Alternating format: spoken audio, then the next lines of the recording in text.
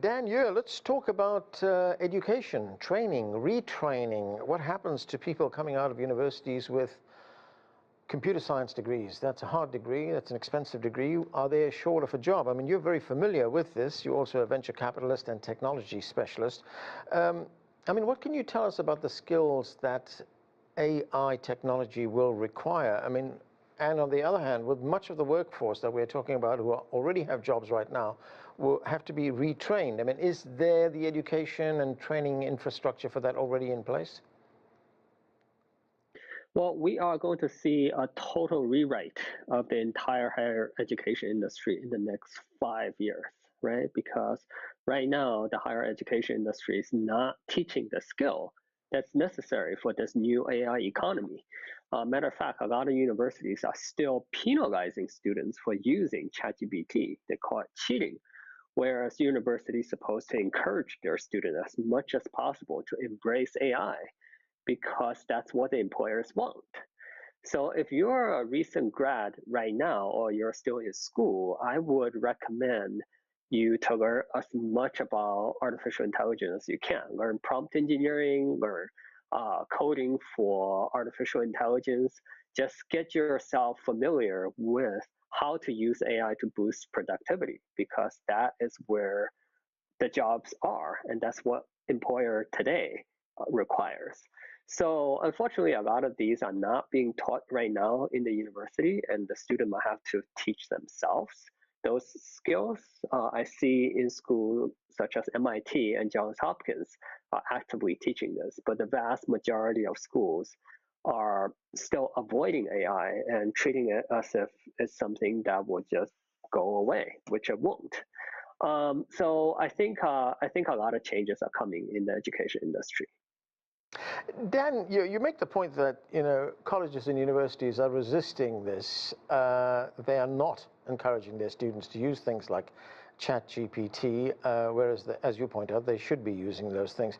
But what about the sort of older goals of education, like teaching students to be critical thinkers? I mean, is that going to suffer?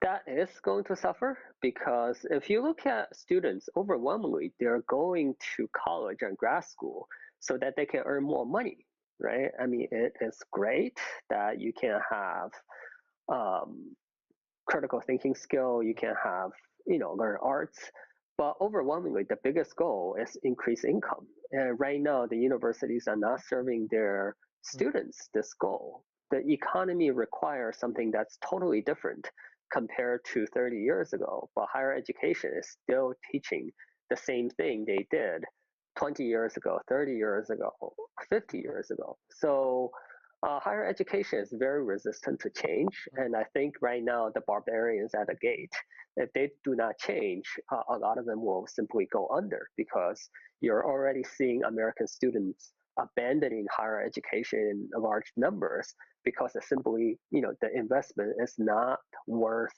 the outcome. And you're going to see this trend accelerating in the next 2 to 3 years, and many of the schools will simply just close.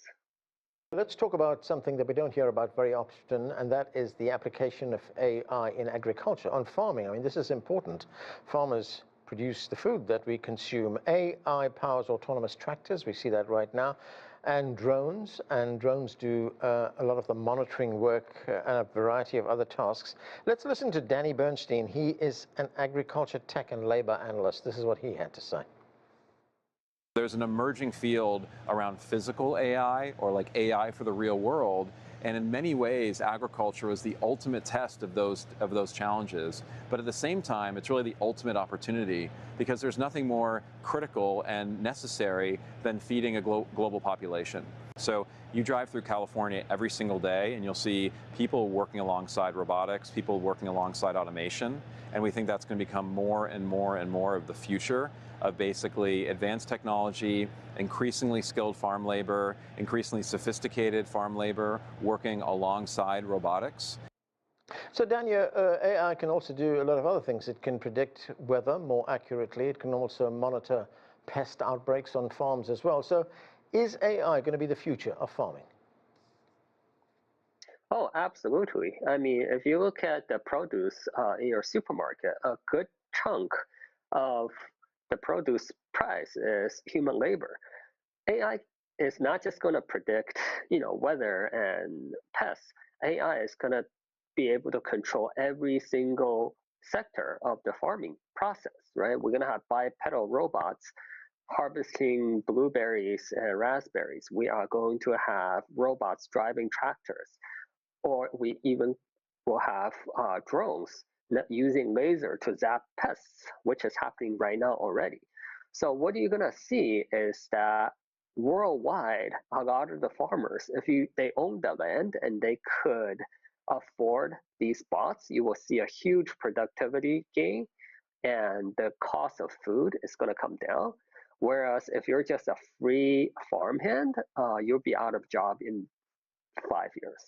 So it's going to be a sea change, and I think people have no idea what's coming yet, and that's the scary part.